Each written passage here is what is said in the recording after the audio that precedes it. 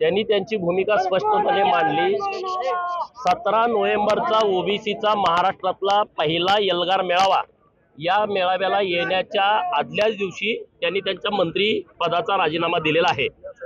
ज्या लोकांना वाटतं की भुजबळ साहेबांनी राजीनामा दिला पाहिजे त्यांना ही मोठी चपराक आहे, कारण त्यांनी मंत्रिपदासाठी हे सगळं केलेलं नाही। ओबीसींच्या हक्कासाठी लढाईची धमक त्यांच्यामध्ये आहे, ती प्रामाणिकता त्यांच्यामध्ये आहे, त्या नैतिकतेने ते बाहेर पडलेले आहेत।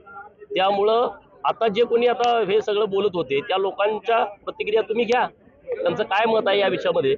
म्हणजे ओबीसीच्या आरक्षणाचं यांना काहीच पडलेलं नाही। ओबीसीच्या अधिकारावरती तुम्ही गदा आणताय, गावगाड्यातला ओबीसी भेदरून गेलाय, टेन्शन मध्ये आहे, काळजीमध्ये आहे।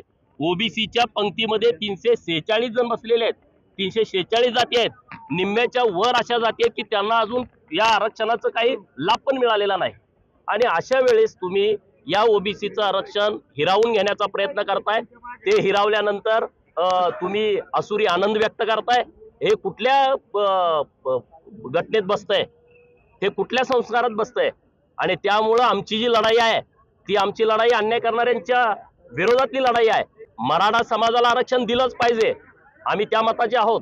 अनेक वेळा आम्ही भूमिका सभागृहात ही मांडली आहे आणि सभागृहाच्या बाहेरही मांडली आहे की महाराष्ट्रातल्या गरीब मराठा समाजाला आरक्षण मिळालं पाहिजे, पण ते वेगळं आरक्षण असायला पाहिजे।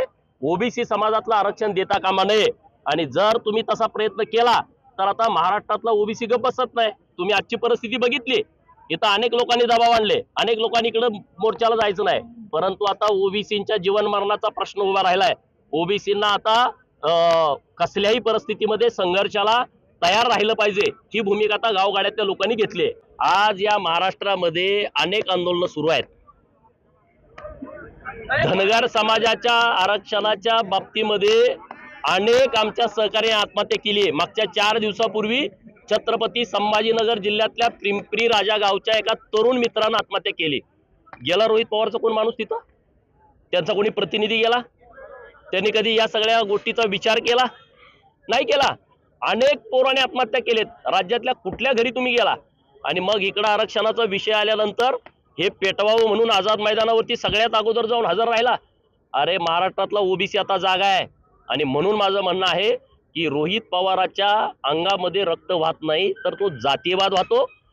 जातीयवादाला जर चेहरा असता, जातीयवादाला जर चेहरा असता तर तो डिक्टो रोहित पवार सारखा दिसला असता, डिक्टो।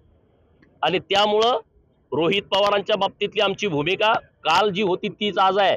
आणि उद्या त्यांचं पार्सल इथून सगळी लोक बारामतीला पाठवल्याशिवाय राहणार नाहीत। धनगर आरक्षणाच्या लढाईमध्ये मी सातत्यानं प्रयत्न करतोय। कालच माननीय देवेंद्र फडणवीस साहेबांच्याकडे बैठक करून आलो।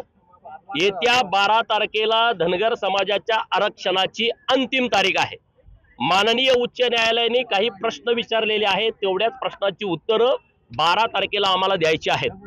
आम्ही कायद्याप्रमाणे धनगरांच्या बाजूनं जवळपास 150च्या वर पुरावे आमच्याकडे आहेत।